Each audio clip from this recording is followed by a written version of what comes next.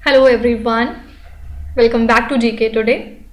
और ये है हमारी daily UPSC prelims model and previous questions analysis की सीरीज, जिसमें आज ये 21 नंबर का लेक्चर रहेगा और एज यूजुअल हम 5 क्वेश्चंस डिस्कस करेंगे विद प्रॉपर एनालिसिस।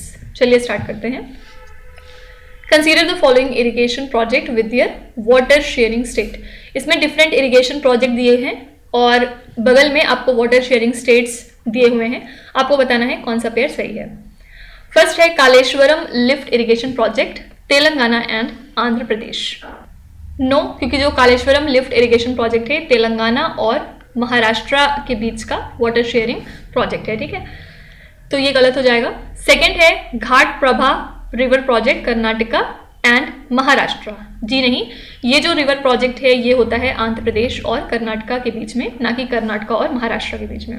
और थर्ड है Mayurakshi irrigation project, Jharkhand and West Bengal. ये वाला बिल्कुल सही है, क्योंकि जो मयूर रक्षी इरिगेशन प्रोजेक्ट है ये होता है वेस्ट बंगाल झारखंड के बीच में। तो यहाँ पे फर्स्ट और सेकंड गलत हो जाएगा। Answer is D option, that is only 3। Next है which of the following mammals you will find visiting the Himalayan region in India. अगर आप इंडिया के हिमालयन रीजन को विजिट करेंगे तो इसमें से कौन कौन से मैमल्स वहां पे आपको देखने को मिलेंगे। फर्स्ट है slow loris, Dhole, red panda, wild ass. देखिए जो स्लो लॉरिस है फर्स्ट ऑप्शन, ये ज्यादातर पाया जाता है ईस्टर्न हिमालयाज में।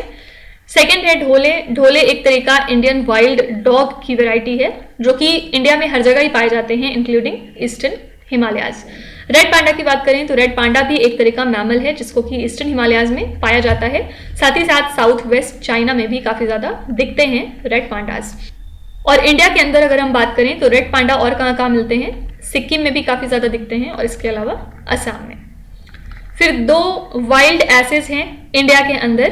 पहला है इंडियन वाइल्ड एस जो कि पाया जाता है रन ऑफ कच्छ में और इसको आप खूर के नाम से भी जानते हैं।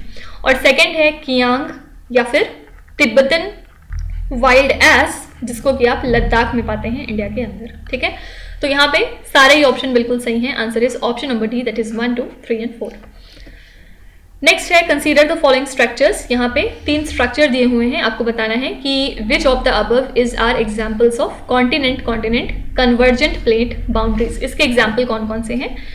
फर्स्ट है हवाईयन आइलैंड्स, सेकेंड है हिमालयाज और थर्ड है रेड सी रिफ्ट। देखिए इसमें से सिर्फ हिमालयाज ही ऐसा है जो कि एग्जाम्पल है continent continent convergent plate boundary का। ये क्या चीज होती है, ये जो बाउंड्री है ये तब फॉर्म होती है जब 2 टेक्टोनिक प्लेट्स जो कि अपने ऊपर कैरी की होती हैं कॉन्टिनेंटल क्रस्ट को, ये एक साथ कोलाइड करती हैं और एज दिस कन्वर्जेंस कोई भी प्लेट सबडक्टेड नहीं होती है बिकॉज ऑफ बायंसी, मतलब एक दूसरे के नीचे नहीं जाती हैं, ठीक है। तो हिमालयाज के केस में जो इंडियन प्लेट हैं ये कोलाइड करती हैं यूरेशियन प्लेट के साथ और ये कन्वर्ज होती हैं और इस कोलिजन की वजह से जो दुनिया का सबसे बड़ा या टॉलेस्ट माउंटेन रेंज है हिमालयाज वो फॉर्म होता है, ठीक है। तो जो ऑनगोइंग टेक्टोनिक एक्टिविटी है ये रिस्पॉन्सिबल है जो हिमालयाज अब तक इतना ऊंचा बना हुआ है, अपलिफ्टमेंट जो उसका है वो इसी वजह से है। और हवाईयन जो आइलैंड्स यहाँ पे दिया हुआ है ये एग्जाम्पल्स होते हैं हॉटस्पॉट वोल्केनिक चेन के, ना कि continent continent convergent plate boundaries के, ठीक है। वहीं अगर हम रेड सी रिफ्ट की बात करें तो ये एग्जाम्पल है डाइवर्जेंट प्लेट बाउंड्री की, ओके।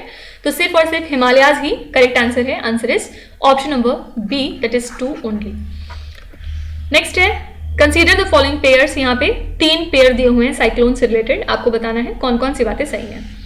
फर्स्ट है hurricane, tropical cyclones in the north Atlantic ocean.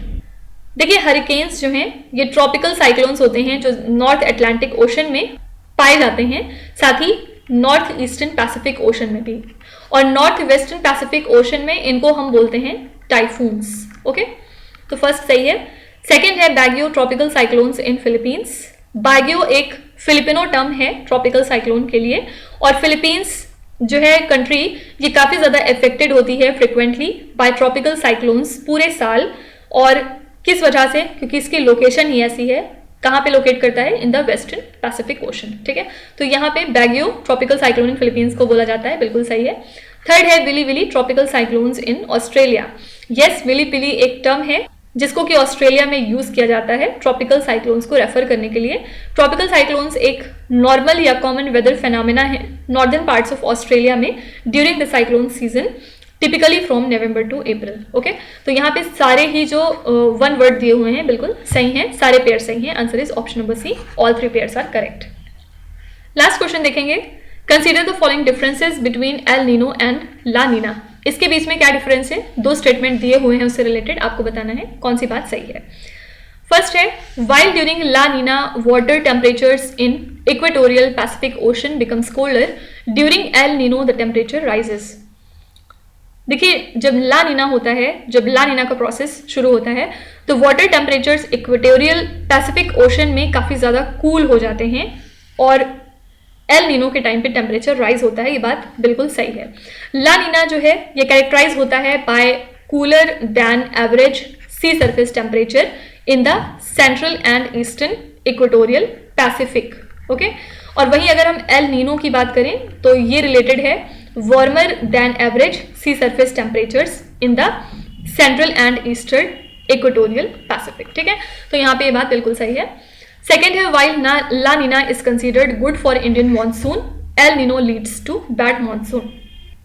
तो यस, ला नीना को कंसीडर किया जाता है एक अच्छा sign for the Indian monsoon, वहीं एल नीनो लीड करता है बैड मानसून, क्योंकि जो ला नीना है ये इन्हांस करते हैं इंडियन मानसून की कंडीशन को, क्योंकि इसके बाद रेनफॉल काफ़ी ज़्यादा बढ़ जाता है। और वहीं जो एल नीनो की कंडीशंस हैं ये सप्रेसिंग इफेक्ट कॉज करते हैं इंडियन मानसून के ऊपर, जिसके बाद रेनफॉल काफ़ी कम हो जाती है और ड्रॉट कंडीशंस बढ़ने लगती हैं बहुत सारे इंडिया के अलग अलग रीजन्स में। ठीक है, तो यहाँ पे दोनों ही बातें बिल्कुल सही लिखी हुई हैं। Answer is option number C, both 1 and 2। तो इसी के साथ हमने आज के 5 क्वेश्चंस कवर कर लिए। कल फिर हम मिलेंगे with the next 5 questions. Till then stay tuned. Thank you so much for watching and please do not forget to subscribe to GK Today. With this, Meenu Hadsana signing off.